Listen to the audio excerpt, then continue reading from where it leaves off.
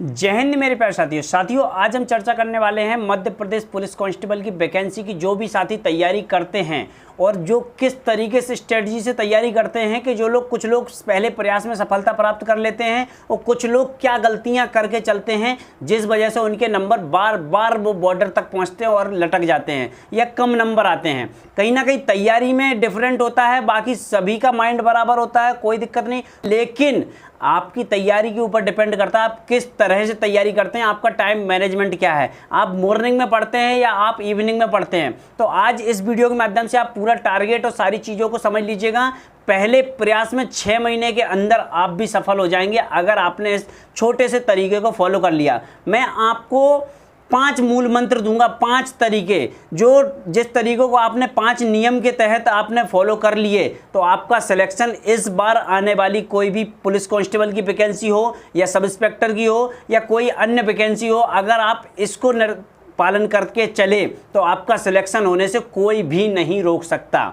तो साथियों, सबसे पहले जानते हैं कि ये 5 मूल मंत्र क्या हैं, किस तरीके से आपको अपनी तैयारी को शुरुआत करना चाहिए। अभी क्या कुछ साथी एग्जाम दिए हैं जिनके बहुत अच्छे मार्क्स चल आए हुए हैं, तो वो ठीक है, उनका बहुत जल्दी सिलेक्शन भी हो जाएगा। लेकिन जिनके मार्क्स कम आए हुए हैं और जो आगे तैयारी कर रहे हैं उनको नेक्स्ट एग्जाम की तैयारी करना है, तो आप किसी भी तैयारी के लिए आप इस स्ट्रेटजी को फॉलो कर लीजिएगा, आपका सिलेक्शन होने से कोई भी नहीं रोक सकता। तो आइए चलते हैं अपनी स्ट्रेटजी की ओर।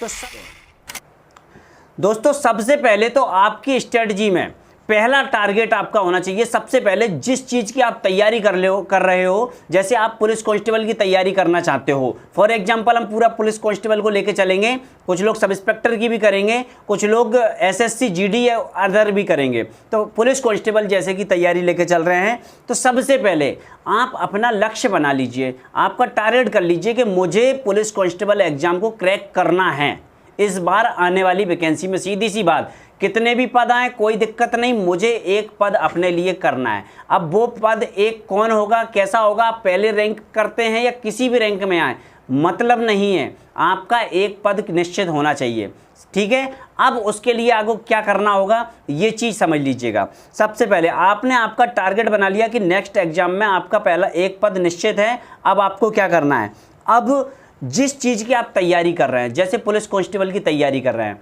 है ना, या एसएससी जीडी कर रहे हैं, तो सबसे अब दूसरी चीज़ है उसके कंप्लीट इन्फॉर्मेशन, मतलब संपूर्ण जानकारी। मतलब ये है सीधा सीधा कि आपको पता होना चाहिए कि इसका क्या सिलेबस पैटर्न रहता है, फिजिकल रहता है, क्या एज रहती है इसकी, ये सारी चीज़ें आपकी क्या क्या इसमें क्वालिफिकेशन मांगी जाती है। इसके बाद प्रीवियस जो भी एग्जाम हुए, 2 3 4 बार जो भी एग्जाम हुए हैं उनमें क्या इसका कट ऑफ रहा है, पेपर का क्या स्टैंडर्ड रहा है, मतलब किस लेवल का पेपर आया हुआ है, ठीक है, और अभी क्या संभावित जा सकता है। कुछ ऐसे साथी यूट्यूब चैनल से भी आप जुड़ के जानकारी ऐसी प्राप्त कर सकते हैं, जैसे कि अपने चैनल पे स्टडी अनलिमिटेड पे लगभग सारी जानकारी मिल जाती है एमपी पुलिस कांस्टेबल को लेकर, ठीक है। इस प्रकार आप प्रीवियस जानकारी पूरी रखिए, ऐसे तो आपको मिल गई कंप्लीट इन्फॉर्मेशन, ठीक है। 2 बिंदु हो गए, टारगेट हो गया आपका, टारगेट बना लिया आपने, इसके बाद आपकी हो गई संपूर्ण जानकारी। अब तीसरे बिंदु पे चलते हैं।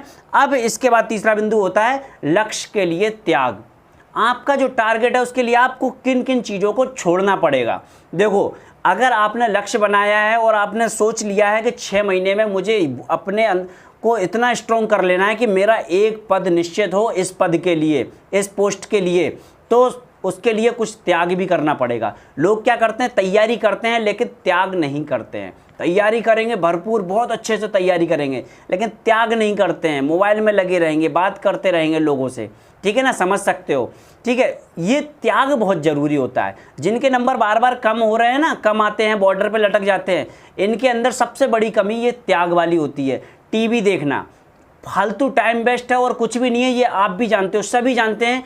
टीवी देखना या मोबाइल पे लगातार बात करते रहना या यूट्यूब पर फालतू वीडियो देखना, टाइम पास करना, ये सब चीज़ें, ये टीवी, ये सब चीज़ें मनोरंजन के साधन हैं। आपको मनोरंजन नहीं करना, अभी आप पद ले लीजिए, एक पोस्ट पकड़ लीजिए, इसके बाद लाइफ बहुत बड़ी है, इसमें मनोरंजन ही मनोरंजन करेंगे, ठीक है ना। तो अभी के लिए आपको क्या करना है, त्याग करना है। जो भी बेकार चीज़ें हैं, फालतू टाइम वेस्ट, दोस्तों के साथ समय बर्बाद कर रहा हूँ कि चलो घूमने चलते शाम को 5 बजे 7 बजे आ रहे हैं, 2 घंटे बर्बाद कर दिए, ये आपके बहुमूल्य समय है, बहुत कीमती, आपने 2 घंटे बर्बाद कर दिए। अगर सोचेंगे तो इस 2 घंटे में आप कम से कम नहीं तो आधा चैप्टर कंप्लीट कर लेते, ठीक है। तो इस तरीके से आपको क्या करना है, टाइम मैनेजमेंट। टारगेट बना लिया आपने, उसकी कंप्लीट इन्फॉर्मेशन हो गई, इसके बाद आपने बना लिया आपका टाइम, ये आपका लक्ष्य के लिए त्याग कर दिया। अब चौथी चीज़ आती है टाइम मैनेजमेंट, जो अभी मैंने 2 घंटे वाली बात बताई। तो टाइम मैनेजमेंट क्या है, अब पूरे दिन का आपका शेड्यूल होना चाहिए। क्या होना चाहिए, शेड्यूल, कि मुझे मॉर्निंग में ये काम करना है, ये इतना करने के बाद मैं फ्री हूँ। कुछ लोग मजदूरी वगैरह करते हैं, कुछ काम धंधा करते हैं क्योंकि आर्थिक स्थितियां करवाती हैं, वो करना नहीं चाहते लेकिन आर्थिक स्थितियां करवाती हैं, और इस वजह से वो पढ़ाई पे फोकस भी करना चाहते हैं कि ताकि पढ़ाई कर लें और वो किसी अच्छी पोस्ट के लिए सिलेक्ट हो जाएं, और सिलेक्ट होते भी हैं। तो ऐसे लोग भी अपना वो समय निकाल के पहले तो कुछ ऐसा काम पकड़े जिसमें आपका कम समय में आप इतना कर लें जितने में आपका घर परिवार नॉर्मल चल जाए, थोड़ा बहुत खर्चा निकल जाए, बस ऐसा काम पकड़िए। और ऐसे करके टाइम मैनेजमेंट आपको करना है। मॉर्निंग में आपने जैसे समय निकाला, आपका नॉर्मल टाइम 1-2 घंटे निकाल दिया, आपका काम धंधे का निकाल दिया, 24 घंटे को बांट दो बिल्कुल, जिसमें आपको कितना पढ़ना है, जितना भी पढ़ना है, लगभग 4, 5, 6, 8 घंटे जो भी है वो फ्रेश निकाल दो अलग एकांत में। आप अगर ये मनोरंजन की चीज़ें हटा दोगे ना साइड से, तो आपके पास समय ही समय होगा। ध्यान रखिएगा, आप जितने आप खुद में अभी वीडियो को पॉज करके आप एक बार सोच लीजिए कि मनोरंजन का समय जो आप निकाल रहे हो ना, त्याग, वो चीज़ें कर दी ना तो आपके पास कितना समय है, आपके पास बहुत समय है, ठीक है ना। तो जब ये सब चीज़ें हो गई, इसके बाद आपने टाइम मैनेजमेंट भी कर लिया, अब बचता क्या है, अब लास्ट चीज़ बचती है संकल्प शक्ति, जो बहुत बड़ी चीज़ है।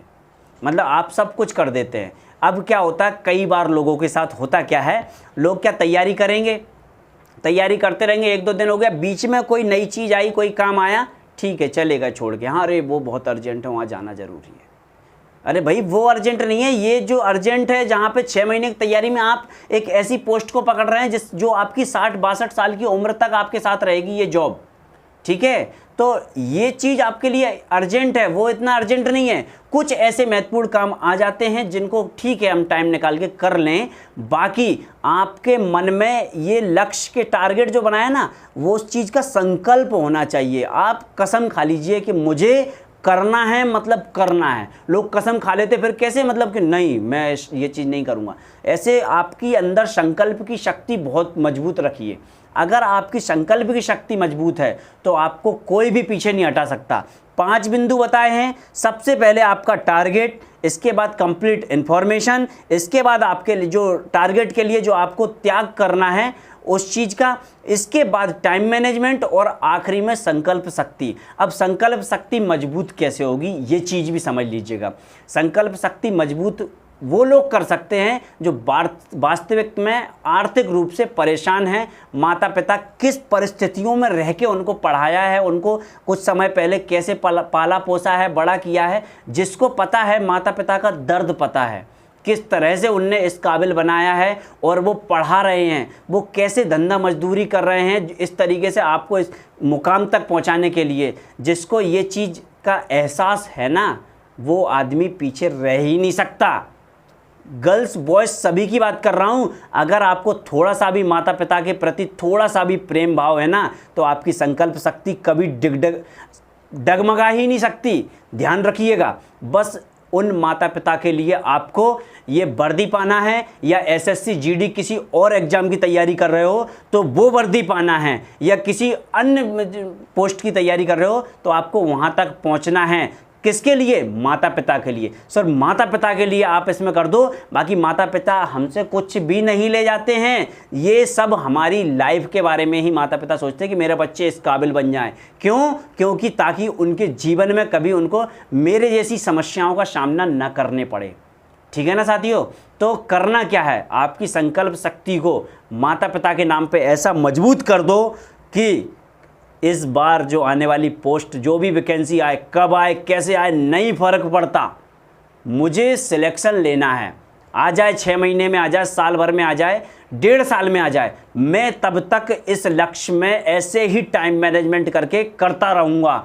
देख लीजिएगा, आप याद करोगे इस छोटे या बड़े भाई को, कहोगे कि हाँ वास्तविकता में ये चीज़ बताई थी। और जैसे ही आप 2-3 महीने पढ़ोगे, आपका खुद ब खुद अंदर से वो चीज़ निकल के आएगी। नहीं, अब आप तैयार हैं, आप दौड़ के लिए तैयार हो चुके हैं और बहुत जल्दी आपका सिलेक्शन होगा, ये मैं लिख के दे सकता हूँ। अभी भी इस बार जो साथियों ने एमपी पुलिस में एग्ज़ाम दिए हैं, उनके लगभग 75, 80, 85 नंबर वाले लड़के, काफ़ी सारे लड़के लड़कियों के मैसेज कमेंट मिले हैं कि सर मेरे इतने नंबर आ रहे हैं, क्या मैं फिजिकल करूं? अरे ऑफ कोर्स फिजिकल कीजिए, अब फिजिकल ही तो बचा है, फिजिकल कीजिए, मेडिकल, ये आपका सिलेक्शन, आपको भी ये वर्दी मिल गई। आज जिस जगह मैं बैठा हूँ, इस जगह कल आप भी बैठे होंगे और बहुत अच्छा होगा। आज जो मैं चीज़ बता रहा हूँ, ये चीज़ें भी मैंने काफ़ी सारे मोटिवेशन स्पीकर और इन चीज़ों से, इन लोगों से सीख के किया है और अपने लिए भी कर रहा हूँ। ऐसा नहीं है मैं सिर्फ आपको ही बता रहा हूँ, खुद पे भी ये चीज़ फॉलो कर रहा हूँ और बहुत जल्द जितना बेहतर हो सके उतना करने का प्रयास